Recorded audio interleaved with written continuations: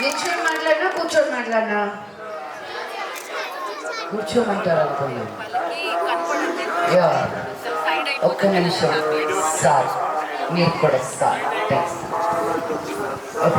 First and foremost మా head master Sampath రావు గారికి, మా మండల్ ఎడ్యుకేషన్ ఆఫీసర్ మధుసూదన్ చారి గారికి, district education officer Janardhan Rao గారికి, ప్లానింగ్ ఆఫీసర్ అబ్దుల్ బారి గారికి, మేయర్ సునీల్ రావు గారికి, డెప్యూటీ మేయర్ స్వరూప రాణి గారికి, కోఆపరేటర్ మర్రి భవన గారికి, అడిషనల్ కలెక్టర్ ప్రఫుల్ దేశాయ్ గారికి and my loving collector Pamela గారికి,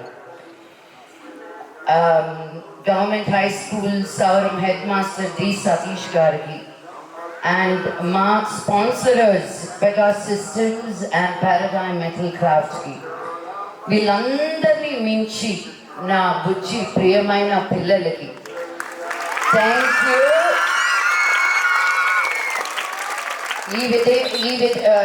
ఈ విధంగా నేను మీకు సేవ చేసుకునే ఆపర్చునిటీ కల్పించిన దానికి థ్యాంక్ యూ. మిమ్మల్ని అందరినీ చూస్తూ ఉంటే నేను ఊరికే రాను. బాంబే నుంచి దిగి ఇప్పుడు 4 hours డ్రైవ్ చేసుకుంటూ వచ్చా. పొద్దున 5 గంటలకు లేసాను నేను. ఇక్కడికి వస్తే నాకు ఎవ్వరు ఏమీ డబ్బులు ఇవ్వరు తెలుసా? నీకు డబ్బులు ఇస్తే వస్తాను అనుకున్నారా? నాకు చాక్లెట్ ఇవ్వరు, నాకు డబ్బులు ఇవ్వరు, కొత్త బట్టలు ఇవ్వరు, ఏమీ ఇవ్వకుండా నేను ఎందుకు వచ్చాను? బికాజ్ మీరు నాకు ఇస్తారని. ఏమి ఇస్తారని తెలుసా మీకు?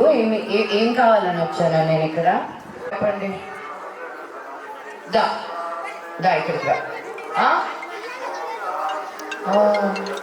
నీ పేరేంటి? అశ్వత్ తేజ. ఏ క్లాస్ అశ్వత్ తేజ? 4th వెళ్తున్నావా ఇప్పుడు? 4th ఉన్నావా ఇప్పుడు? అసలు మామూలుగా చెప్పాడా? అందుకే వచ్చాను నేను మీ అందరి ప్రేమ కోసం. బికాజ్ మీరు మా ఫ్యూచర్.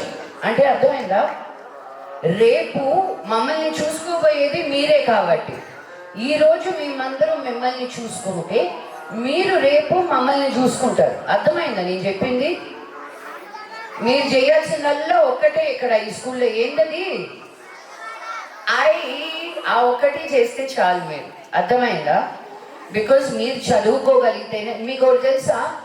మా తాత వాళ్ళ తాత చదువుకోలేదు. మా తాత చదువుకున్నారు. ఇలాంటి బడిలోనే హెడ్ మాస్టర్గా పనిచేశారనమాట. హెడ్ మాస్టర్ గారు ఎక్కడ? ఇప్పుడే కదా.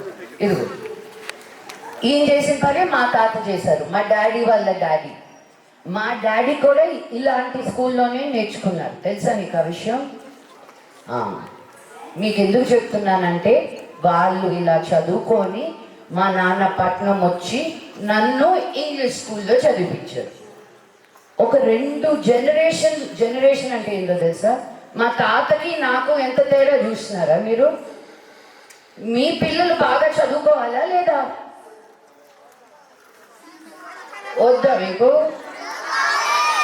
అది మీ దేశం మన కరీంనగర్ బాగుపడాలా లేదా? మన తెలంగాణ ముందుకు వెళ్ళాలా లేదా?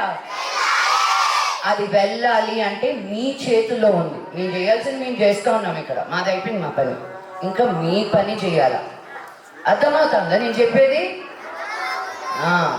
సో మన ఊరు, మన బడి, మన రాష్ట్రం బాగుపడాలంటే మనమందరం ఏం చేయాలి? అవును, చదువుకోవడం ఒకటే ఉంటే సరిపోదు, బాగా ఆడుకోవాలి కూడా.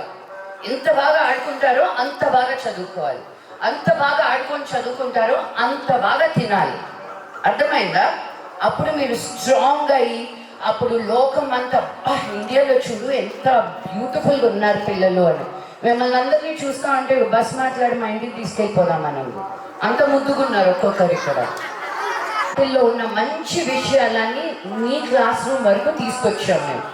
తనకి కొన్ని లక్ష డబ్బు కట్టి పంపిస్తున్నారు స్కూల్కి. కానీ తనకి మీకు ఏమీ తేడా లేదు. అర్థమైందా నేను చెప్పేది? చదువుకుంటే తనకి ఎంత చదువు నేర్పించినా తను చదువుకోకపోతే వేస్ట్. ఇంకా మీకు ఏమీ లేకపోయినా మీరు ఇంత బాగా చదువుకున్నప్పుడు అప్పుడే మీకు నిజంగా ఏం మంచి చెయ్యాలో తెలుస్తుంది. మీకు నాకు ఏమీ తేడా లేదు. నేను స్కూల్కి వెళ్ళాను, మీరు స్కూల్కి వెళ్తున్నారు. మీకు బయట ఉన్న వాళ్ళకి చాలా తేడా ఉంది, తెలుసు కదా మీకు. మీరు ఇక్కడ ఉండడం మామూలు విషయం కాదు. మన గవర్నమెంట్, మన రాష్ట్రం, మన వాళ్ళందరూ కలిసి మీకు మంచి చదువు ఉండాలని గవర్నమెంట్ మీకు స్కూల్ పెట్టింది, అవునా కదా. ఆ స్కూల్లో మీరు శుభ్రంగా చదువుకొని మంచి ఉద్యోగం తెస్తే అదే మీరు మా అందరికి, ఇక్కడున్న వాళ్ళందరికీ ఇచ్చే బోల్డ్ అంత గిఫ్ట్. అర్థమైందా? యాదాద్రి కొండంత గిఫ్ట్ ఇచ్చినట్టు మీరు నాకు. బాగా చదువుకోండి అంతే. చదువు చదువు చదువు. మనకెందుకు, మేము చదువుకొని ఏం చేస్తాం, మాకు ఫ్యూచర్ లేదు, ఎవ్వరి మాట వినద్దు. మీరు మీ ఒక్కరి మాటే విని, నేను సార్ కూడా చెప్పిన ఇంకో సినిమా చూపించాలి మీకు అని. నేను రీసెంట్గా ఒక సినిమా చూసిన, హిందీ సినిమా. సినిమా పేరు 12th ఫెయిల్ అని. ఎవరు చూసినారు ఇక్కడ? Only older boys. మీ అందరికీ కూడా చూపించమని చెప్తాను. ఓన్లీ బ్యాక్ బెంచర్స్ చూసారు. బట్ ఎంత బాగుందో ఆ సినిమా. చూస్తే మీకు అందరికీ అర్థమవుతుంది. మనం కష్టపడితే మనల్ని ఆపేవాళ్ళు ఎవరు? అది అయ్యో మనం ముందుకెళ్తే మన కష్టం అనుకోదు.